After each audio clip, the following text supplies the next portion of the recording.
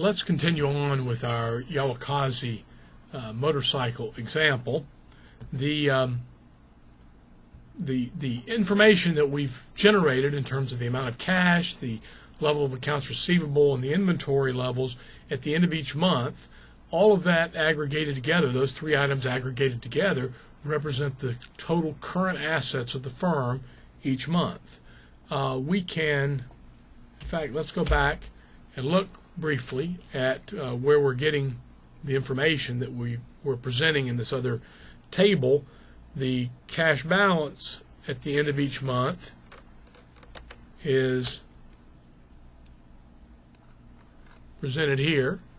The level of receivables that we have are collected each period, so this is the amount that's collected in the next month, and the inventory levels are we got from a separate schedule right here, the ending inventory amounts, which were presented right here.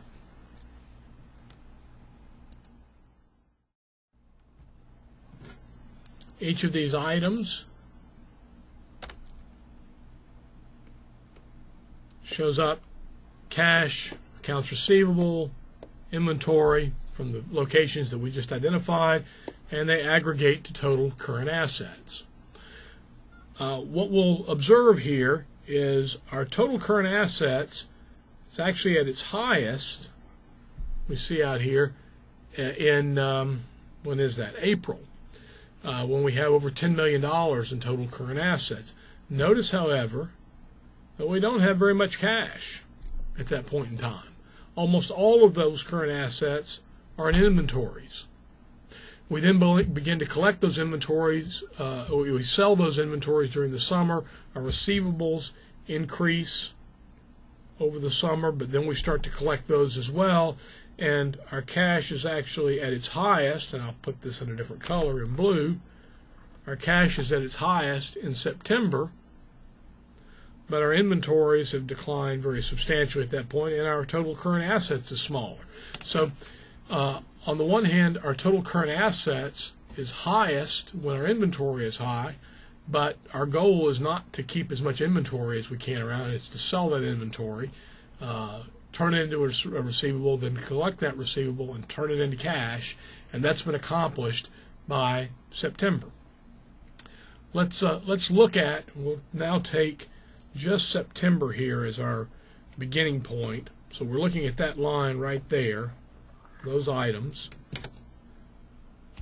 We'll go to this next schedule, and we're using those three items to go through this process again for a second year. So this is the cash budget that would be created in year number 2, assuming that our sales levels, our receivables collections, everything is identical.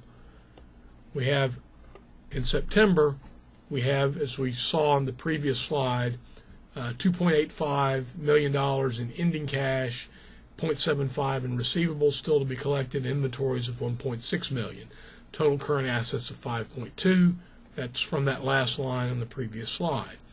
The cash flows that occur every year, or every month rather, in the subsequent year show up right here.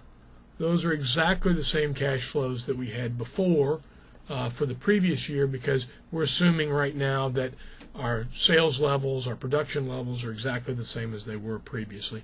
The one thing that I would note, there's a little bit of a simplification here in that we had borrowed some money. Obviously, we have to pay interest.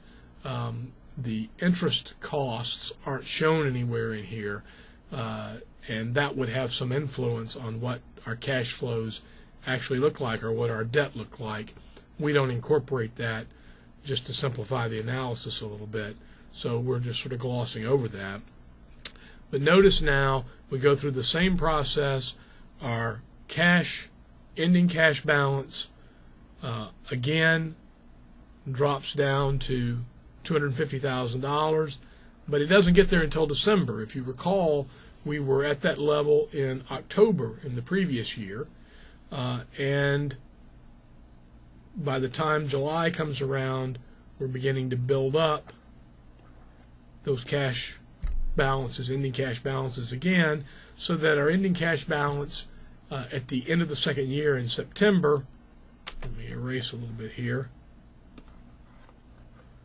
the ending cash balance in September of the second year is 5.45,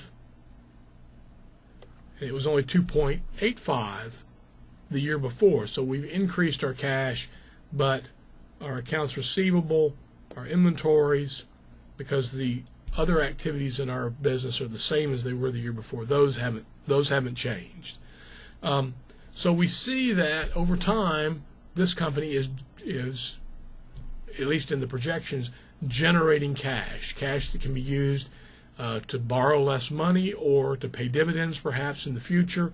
The key here being is generating more cash than it's using over time.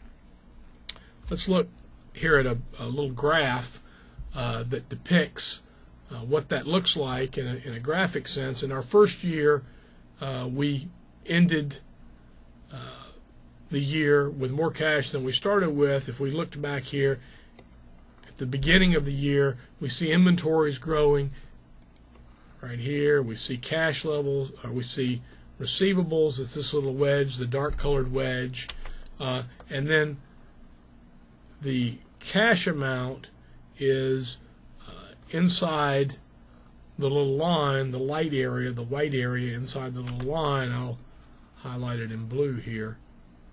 That's our cash level right there. For most of the time, our cash levels kept very small at 2.5 or 0.25 million, $250,000. However, it builds up some during that next summer in here, in that area. The next year, we start out with a little more cash in September. So this is September or October of the next year. Notice that in October, we actually have more than the minimum amount of cash. We're going to use that for a while, and it's going to generate bigger cash levels the next year. So the extra cash that's around from year to year is growing because we haven't dispersed all of it in dividends. We don't have to borrow as much money. The company's just becoming more and more healthy in the sense that it's having to take on less debt to fund its operations.